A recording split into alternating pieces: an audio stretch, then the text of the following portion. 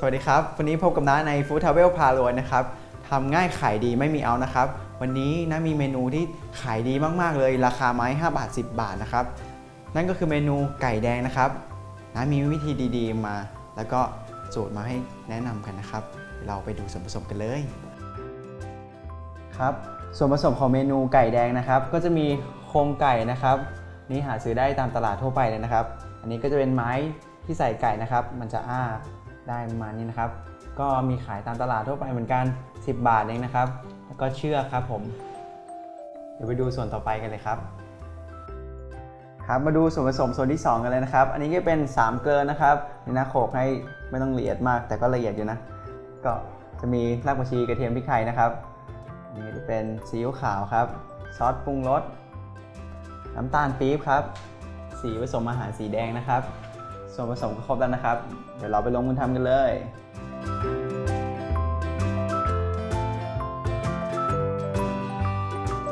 ครับเดี๋ยวเรามาเริ่มทำเมนูไก่แดงกันเลยนะครับนี่นะครับโครงไก่นะครับเอามาเลยแล้วก็เช็คดูว่าข้างในมันมีเครื่องในไหมเราก็ล้วงออกไปเลยเราไม่ใช้มันเนาะแล้วก็หั่นตรงตูดออกก่อนนะครับตูดนี้ก็ไปขายได้อีกที่หนึ่งนะครับเป็นตูดไก่ย่างเราก็ชำแหละมัน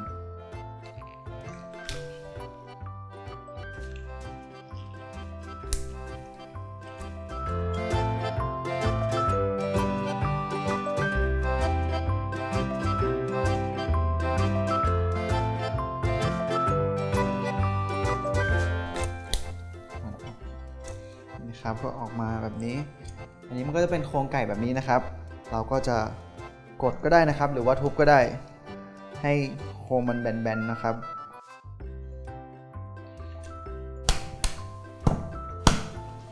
แยกมันออกเป็นส่วนๆนะครับ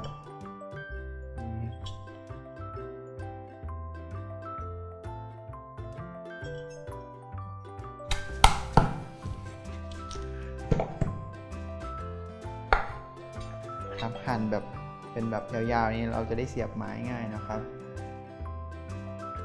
อันนี้ก็ทุบเหมือนกันอันนี้มันจะเป็นตรงคอมันนะครับ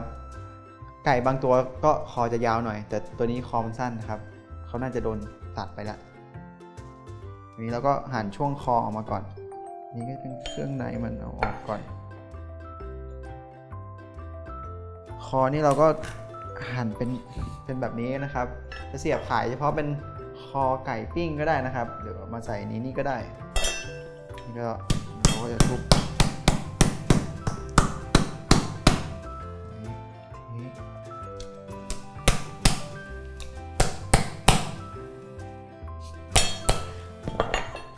โอเคเราก็หั่นเลย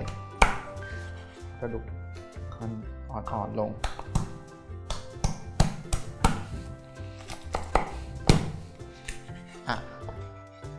เราก็เตรียมไก่เสร็จนะครับเดี๋ยวเราไปหมักกันครับเรามาเริ่มขั้นตอนการหมักนะครับแต่ว่าจะใช้น้ำตาลปี๊บนะครับใส่ลงไปก่อนมันละลายยากก็ตามด้วยซีอิ๊วขาวครับซอสปรุงรสครับนี่เราก็ขยี้ตัวน้ำตาลปี๊บนะครับมันจะเป็นก้อนคนให้ละลายก่อน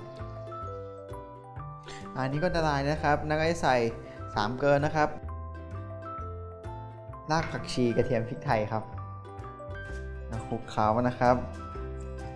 ตามด้วยสีผสมอาหารสีแดงนะครับลงไปนิดหน่อยนี่ไก่แดงเลยทีเดียวเราก็ใส่ไก่ลงไปเลยนะครับ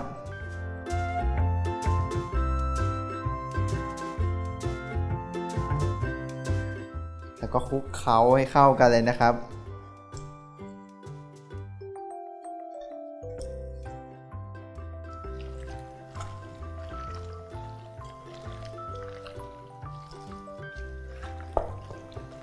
ครับเดี๋ยวเราก็จะพักไว้ประมาณ 3-4 ชั่วโมงนะครับแล้วเดี๋ยวเราไปเสียบไม้แล้วเดี๋ยวเราไปย่างกัน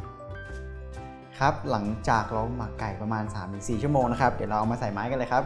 นี่นะครับไม้นี้เราหาซื้อได้ตามตลาดทั่วไปนะครับราคาไม่แพงครับก็เอาแช่น้ำก่อนนะครับเวลาไปปิ้งมันจะไหม้นะครับ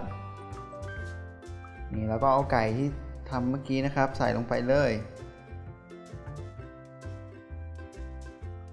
ไม้หนึ่งก็ประมาณ3ชิ้น4ชิ้นก็พอครับ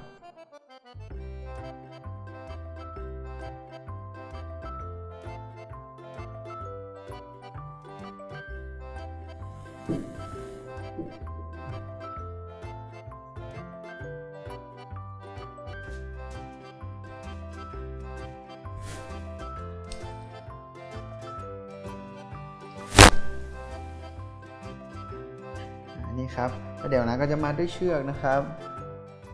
ตรงปลายเนาะนี่นะจะใช้เชือกยาวนิดนึงนะครับจะได้มัดได้แน่น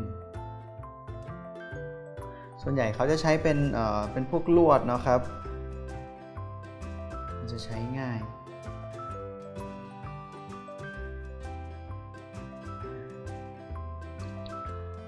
นี่ก็ได้แล้วนะครับเดี๋ยวน้าจะทำให้ดูอีกอันหนึ่งนะครับ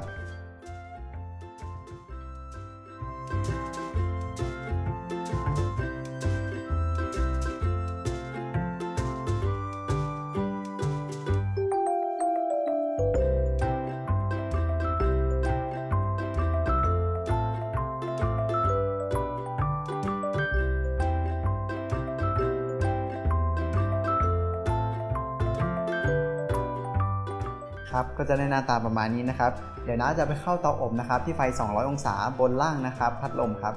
แต่ปกตินะครับเขาจะปิ้งที่เตาถ่านนะครับแต่ที่นี่เราไม่สะดวกนะครับเดี๋ยวเรากลับมาดูไก่ที่ปิ้งเสร็จกันนะครับ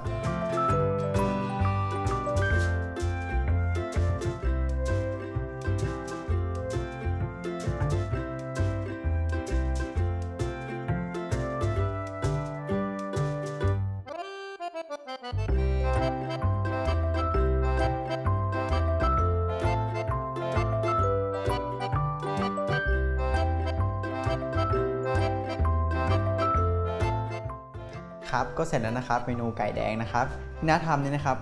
ก็ราคาต่อไม้ก็ประมาณ10 บาทนะครับหรือใครจะลดขนาดไม้ให้เล็กลงก็ได้นะครับขาย5 บาทก็เหมาะกับที่จะขายพวกตลาดนัดเนี่ยที่ผู้คนพลุกพล่านนะครับขายดีแน่นอนทำง่ายขายดีไม่มีเอานะครับสำหรับวันนี้น้าลาไปก่อนครับสวัสดีครับ